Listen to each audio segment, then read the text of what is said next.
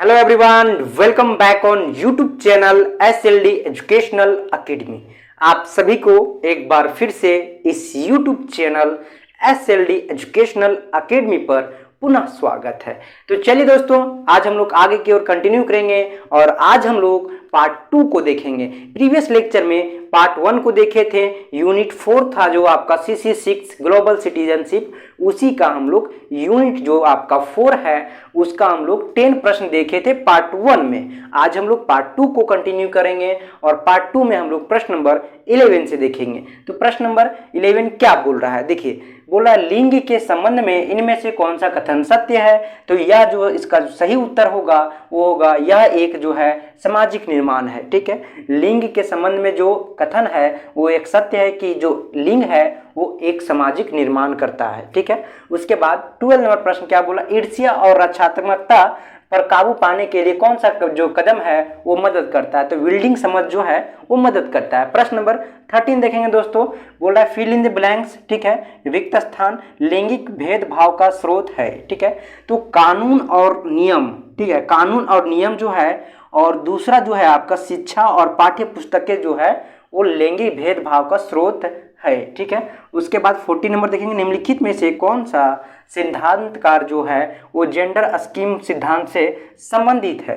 तो ये आपका सिगमंड फ्राइडे जो थे वो सिद्धांतकार जेंडर स्कीमा सिद्धांत से संबंधित थे।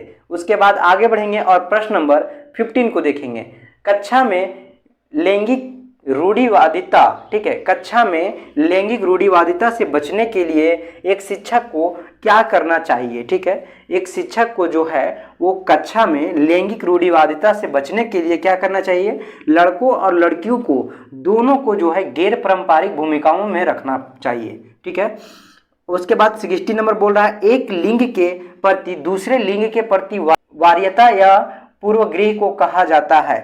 तो लिंग पूर्वाग्रह कहा जाता है। ठीक है दोस्तों, तो इस प्रकार से हम लोग प्रश्न नंबर 16 तक कंप्लीट किए। आगे हम लोग जो है वो प्रश्न नंबर 17 से देखेंगे।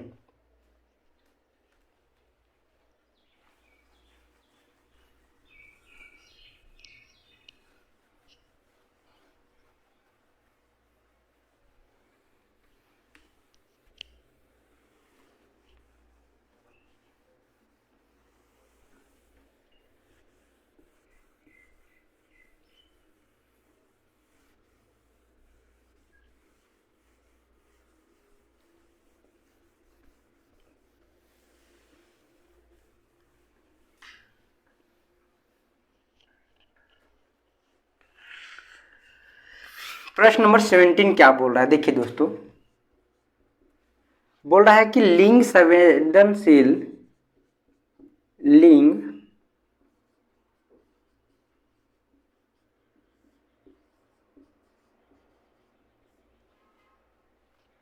संवेदनशीलता लिंग संवेदनशीलता के विपरीत है, के विपरीत है।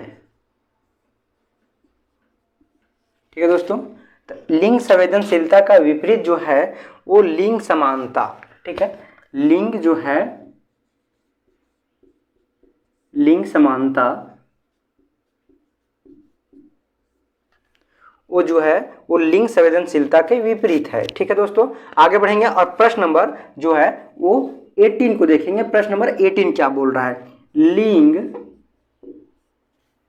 विविधता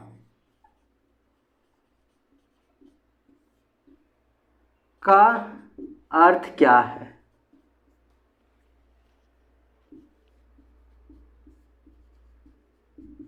लिंग विविधता का अर्थ क्या है दोस्तों, तो लिंग विविधता का अर्थ क्या है, पुरुषों, इसका जो सही उत्तर होगा पुरुष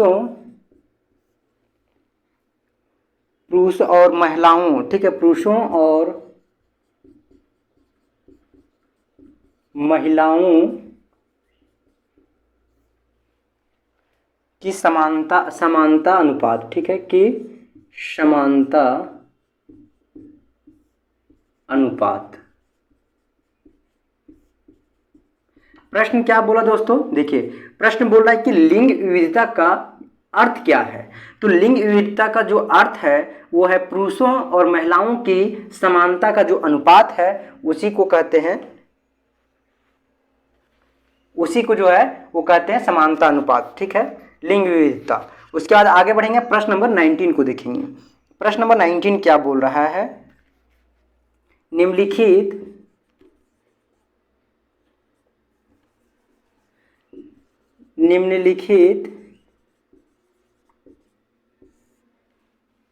निम्नलिखित में से कौन सा या से लैंगिक भेदभाव के स्रोत है?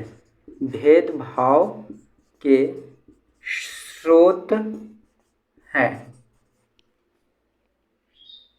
ठीक है, या फिर स्रोत के रूप है। ठीक है दोस्तों, तो इसका जो सही उत्तर होगा वो होगा पहला, जो आपका होगा पोषण,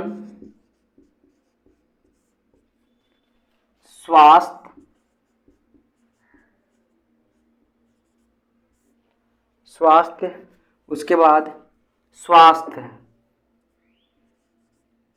और आराम, उसके बाद फिर है आपका बी जो होगा शिक्षा,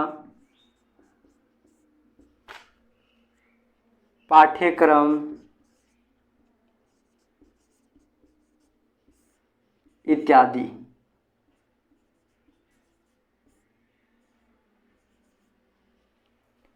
ठीक है दोस्तों, इस प्रकार से 19 का जो सही उत्तर होगा वो ये हो जाएगा। ठीक है, आगे हम लोग बढ़ेंगे और प्रश्न नंबर अब जो है वो 20 को देखेंगे।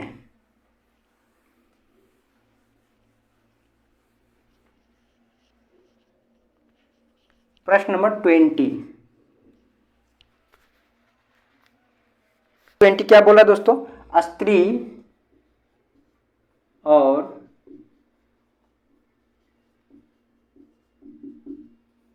पुरुषों के